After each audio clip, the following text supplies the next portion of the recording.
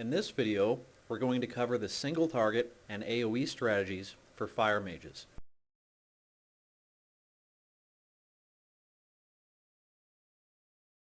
Before we dive into a discussion about single target and AoE strategies, let's talk about the topic of mana management for fire mages. Ever since Blizzard lowered the mana cost of the Fireball spell from 16% of your base mana to 9%, the issue of managing mana is not quite as important as it was prior to patch 4.2. Nevertheless, it can be useful to be familiar with some strategies that you can use in the event that you find yourself running out of mana.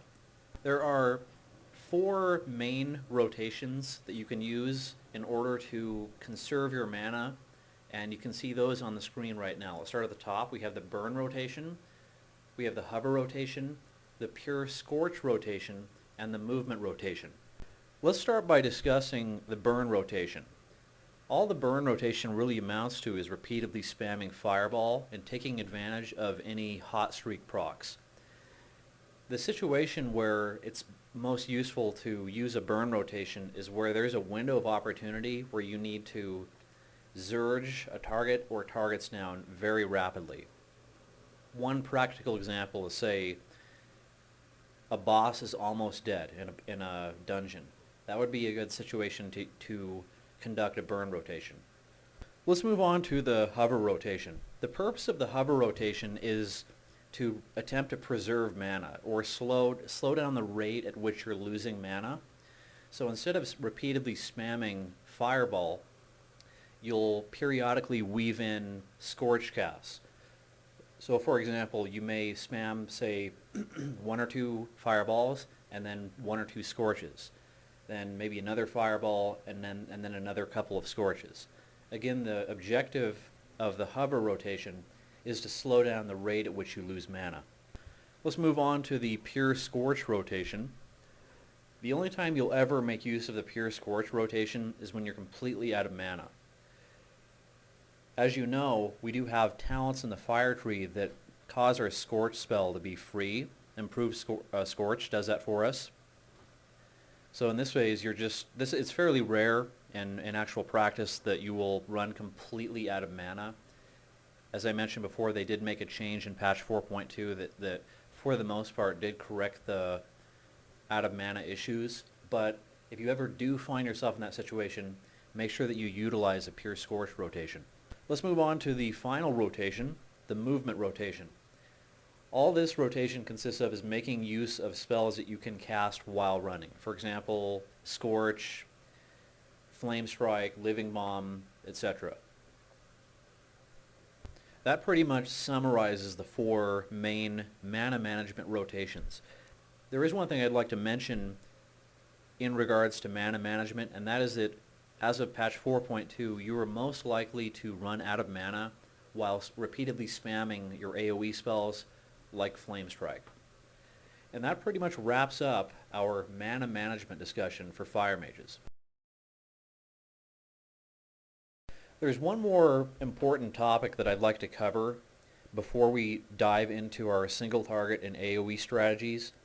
That would be a discussion about your Combustion fire talent. In a nutshell, the way Combustion works is it does primarily 2 things. 1, it deals instant fire damage, and 2, it creates a new dot that does damage over time equal to the sum of the combined damage over time effects that are currently on the target.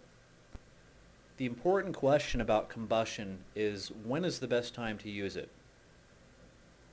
In an ideal scenario, you will have the following dots up on the target. Those include Critical Mass, Ignite, Pyroblast, that would be the Pyroblast dot, and Living Bomb. Hot Streak procs are entirely unpredictable, so it's okay to cast Combustion minus your Pyroblast dot. At a bare minimum, you want to cast Combustion when you have at least Living Bomb and Ignite up on the target.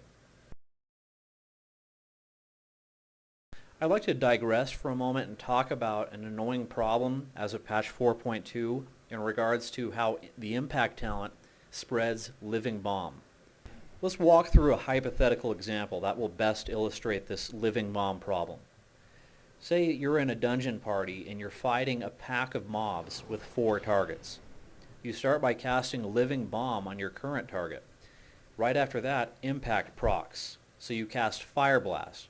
What will happen is Impact will spread your current Living Bomb dot to the 3 other targets, but it will then wipe the Living Bomb dot that's on your current target. So you'll have to reapply Living Bomb to your current target, which can be very annoying. Now that we've covered some of the important topics for fire mages, let's move on to the single target strategy. Let's begin by walking through the single target strategy opener. You can see the steps for the opener on the screen right now. The opener consists of 3 steps. You begin by casting Scorch, which applies the critical mass debuff on the target, followed by Flame Orb, followed by Living Bomb. That'll set the stage for the rest of the single target strategy.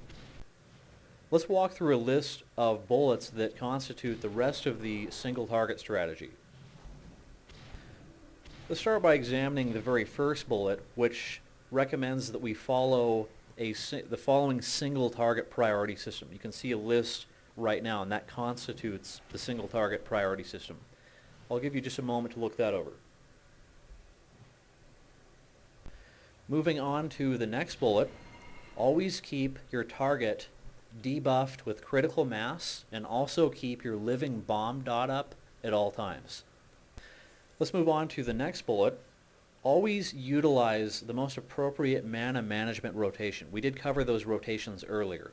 So say, for example, you're in a heroic Vortex Pinnacle party and you're fighting the first boss. Also, let's say that you have about 5 or 10% mana. In that case, it would probably be smart to utilize the hover rotation, which recommends that we